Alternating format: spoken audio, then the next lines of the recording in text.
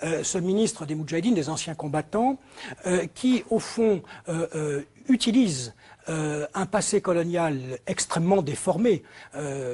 On parle de passif colonial, je préfère parler de passé colonial parce que la colonisation est un phénomène ambigu qui ne se limite pas à ses aspects les plus dramatiques ou les plus négatifs. Un inventaire, à mon avis, doit être fait et qu'il utilise pour des raisons de politique intérieure. Je rejoins là ce qui a été dit à l'instant, c'est-à-dire que toute une partie de la nomenclatura algérienne utilise une pseudo-légitimité révolutionnaire pour à la fois justifier, légitimer qu'elle est au pouvoir depuis 1962 et détourner par ailleurs le regard, ou tenter de détourner le regard des Algériens sur l'échec de cette indépendance algérienne, cette indépendance ratée, qui fait que 50 ans après, l'Algérie, qui est un pays riche, a un peuple qui est pauvre, qui est un pays qui a vu ses infrastructures se dégrader, que ce soit en matière de santé, de transport, d'éducation, etc., qui connaît une crise sociale extrêmement profonde, avec un taux de chômage qui est très supérieur aux 10% officiellement annoncés, avec des jeunes qui ne trouvent pas à se loger, etc. Et donc il y a une instrumentalisation d'une présentation falsifiée de l'histoire coloniale et de la guerre d'Algérie, pour justifier le maintien du pouvoir. J'ai envie de vous dire, on peut que le passé colonial entre nos deux pays soit exploité par le gouvernement algérien, notamment quand on lui demande des comptes sur l'incapacité à redistribuer les richesses dans ce pays incroyablement riche. Et qui explique aussi en partie notre présence là-bas il y a un certain nombre d'années.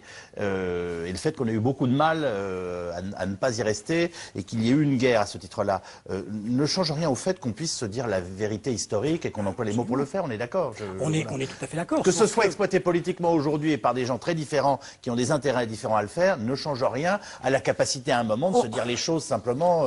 Je suis bien d'accord, sauf que de ce point de vue, il y a un fossé entre la situation en France, que ce soit dans l'enseignement par exemple, dans les manuels scolaires, dans ce que disent les médias, on l'a vu avec tous les films qui ont été présentés à la télévision à l'occasion du 50e anniversaire de l'indépendance, et la situation en Algérie, où la situation en Algérie, malgré des progrès qui sont le fait de jeunes chercheurs, reste encore très largement bloquée.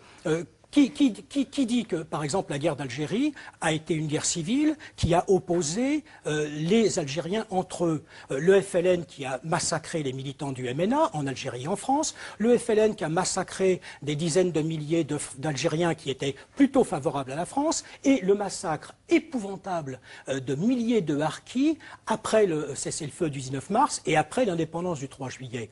C'est-à-dire que le FLN se présente comme le représentant unique des Algériens, ce qui est un mensonge historique.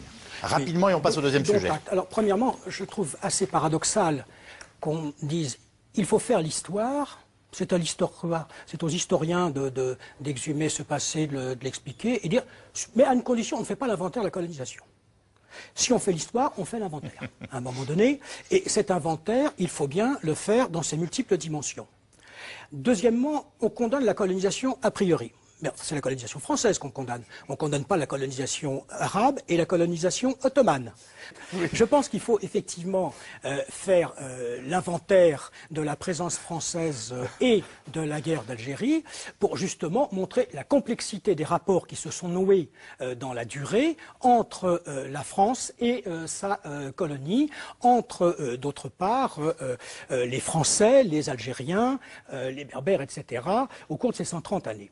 La première remarque, c'est quand même quand on dit que toutes les infrastructures qui avaient été constituées n'ont servi qu'aux Européens, ça n'est pas exact. Si la population algérienne musulmane, comme on disait autrefois, a pu être multipliée par 3 entre 1830 et 1962, c'est quand même qu'on avait réussi par la colonisation, au temps de la colonisation, à faire casser ce plafond de verre qui bloquait la croissance démographique de la population de la régence d'Alger, avec la succession de crises qu'on a connues, de crises frumentaires notamment et de maladies du XVIIIe et du début du XIXe siècle.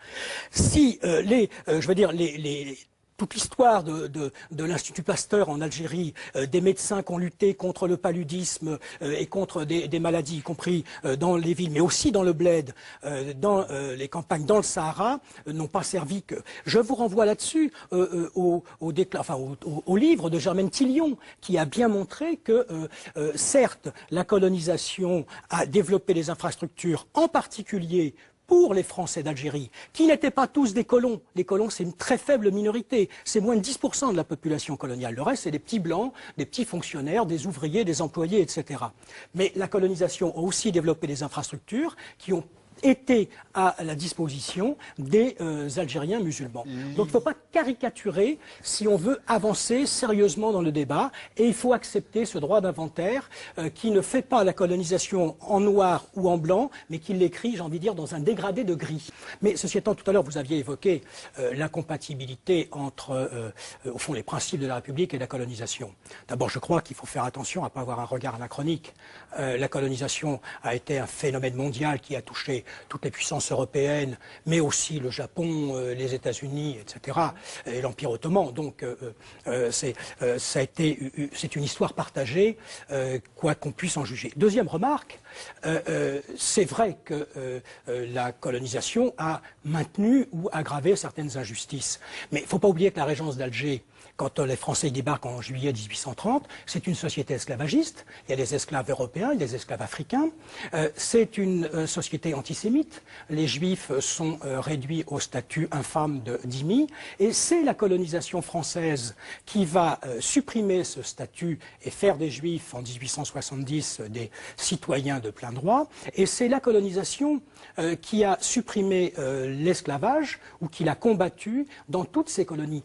C'est aussi la colonisation qui a initié, si je puis dire, avec toutes ses limites, le monde algérien, la population algérienne, à un certain nombre de libertés. Les libertés d'association, les libertés d'opinion, les libertés de réunion, et même le droit de vote. Et là-dessus, je vous renvoie aux travaux, non pas d'un historien français, mais de Mohamed Harbi.